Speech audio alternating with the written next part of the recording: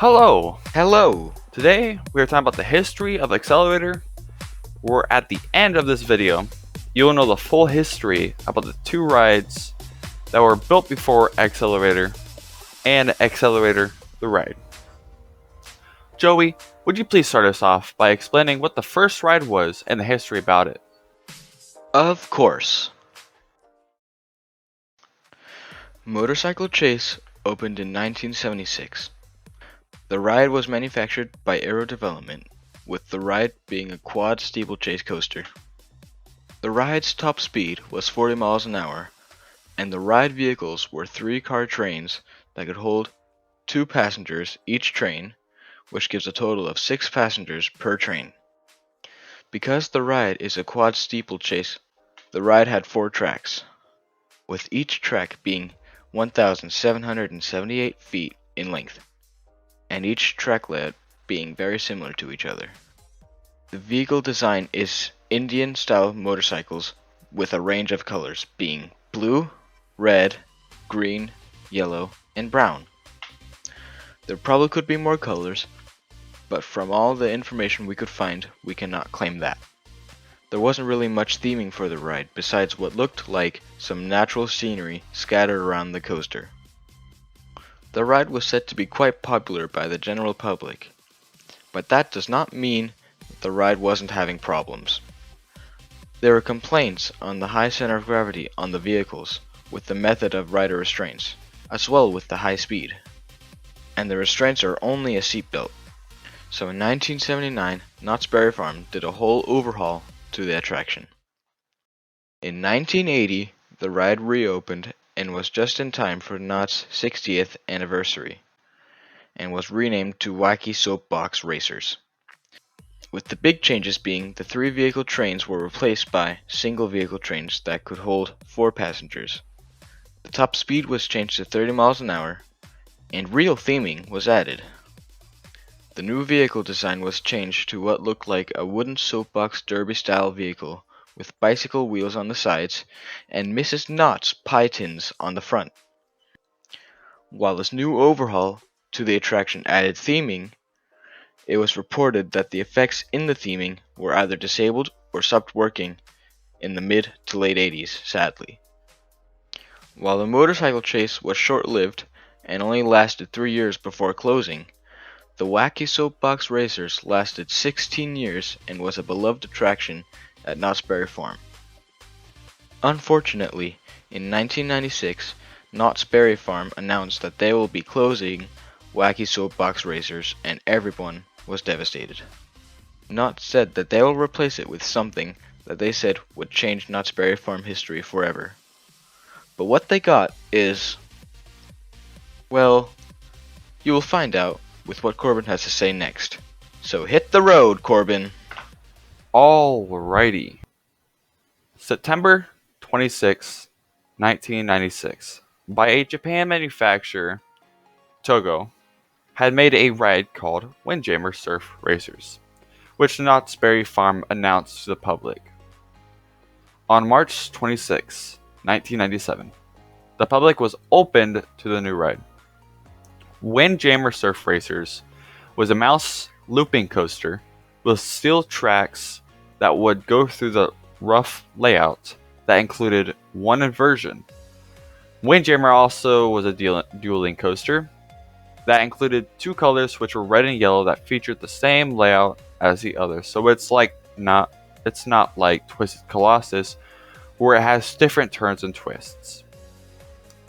With over-the-shoulder restraints and with not much to offer, the coaster was pretty short. The coaster would have you going at a height of both rides, 96 feet of chain lift, all the way up to the top, and a drop of 54 feet leading into the first inversion and then into the first midway brake run. The rest of the ride would feature many airtime hills, but the yellow, and the red follow each other like identical twins. However, the yellow and red also have some parts where they are not identical to each other, that being after the first loop into the midway brake run. Now you might think, oh, it being a new coaster, it should be smooth and a nice layout for good for anyone to ride. Well, to disappoint you, it was not like that. Not even a whole month went by, and there were mechanical issues with the ride after the ride was built. Knott's Berry Farm spent $2 million on very important parts needing repairs, and its inspections. The coaster itself would even fail sometimes from mid breezes, with the coaster also getting complaints from the public being too rough and having the restraints not padded. In 1999, the coaster was renamed to Jammer after being challenged by another company with the coaster's name. With many inspections and repairs, Knott's Berry Farm had enough in the 2000s and sued Togo with $17 million in damages and called Jammers a poorly made coaster. With many other things being closed on windy days, restraints being defective, and having wrinkles in the mainframe of the train, Knott's Berry Farm called it an embarrassment.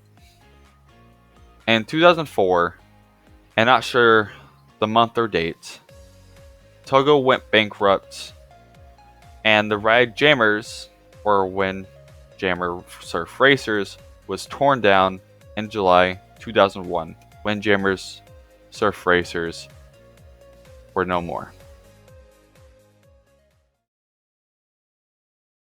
In December 2001, Knott's Berry Farm announced to the public that they would be building something in Windjammer's former spot. They said the ride would be called Xcelerator and would be the first hydraulic launch coaster ever. The ride was supposed to open in May 2002, but got delayed and finally opened to the public on June 22nd, 2002. And yes, that means Xcelerator opened in less than a year after Windjammer closed. The ride was manufactured by Intamin and was a prototype accelerator model that Knott's bought for $13 million. The train design was designed after a 1957 Chevrolet car. And when the ride opened, there were two trains on the ride, with one of them being a yellow train with a red flame design, and the other being a purple train with an orangish flame design.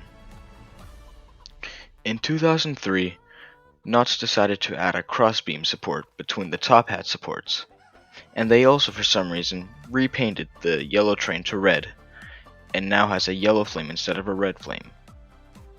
In 2004, there was an incident revolving around the restraints on the Superman Ride of Steel coaster in Six Flags New England, so modifications were made to the accelerator restraints.